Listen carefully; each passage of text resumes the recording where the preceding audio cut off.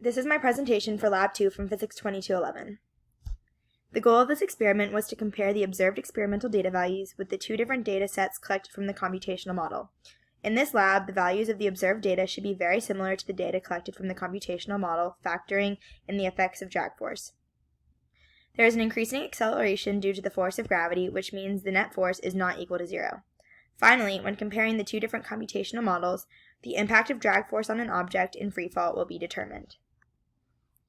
There are several important fundamental concepts involved in this lab. To start, Newton's second law of motion relates force to the movement of an object using the following equation.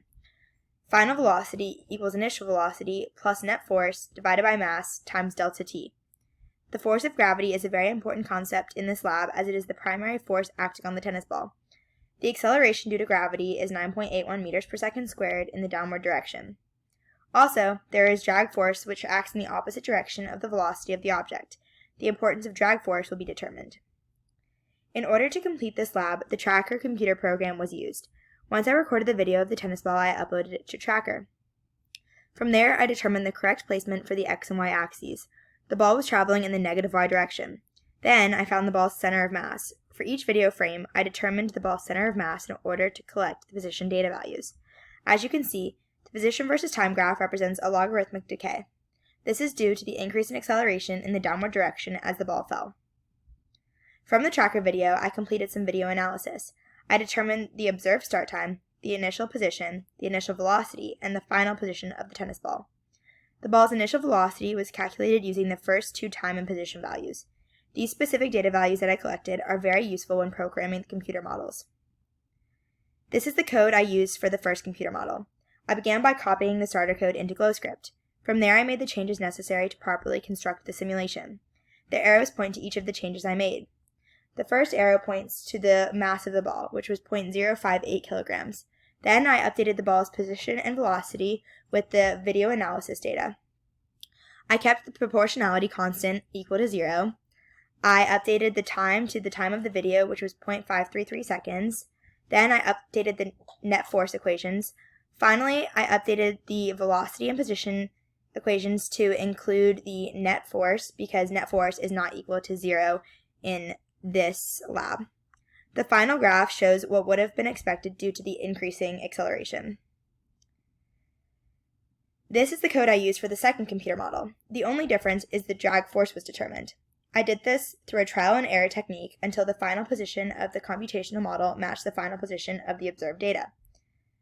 The value is found to be equal to 0.159.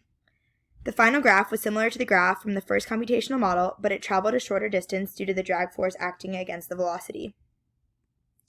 After creating and running the code, the predicted position values were determined.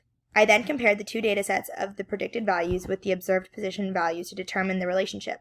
As you can see, each of the data sets creates a curved trend, which is due to the acceleration. As predicted, the observed data values are very similar to the data values from the computational model, including drag. For the data without drag, the position data varies. In order to determine if there was a terminal velocity, I made a velocity versus time graph. Terminal velocity is the speed at which the acceleration no longer causes the velocity to increase. As you can see, each of the data sets creates a rather linear trend. None of the data sets reaches a terminal velocity, which would have been represented by a horizontal trend in the data. The tennis ball would have needed to drop for longer in order to reach terminal velocity. You can see that the data without drag starts to reach a more horizontal line, which would have been the terminal velocity. However, more time would be needed to determine the actual value. In conclusion, this lab displayed that the acceleration due to gravity is constant and leads to an increase in velocity in the downwards direction.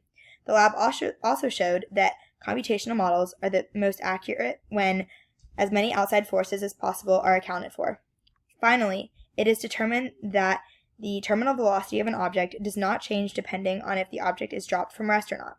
In this lab, the video on Tracker showed that the object had a starting velocity. However, when changing the initial velocity to 0 in the computational models, there is no effect on the terminal velocity, showing that terminal velocity is independent from starting velocity.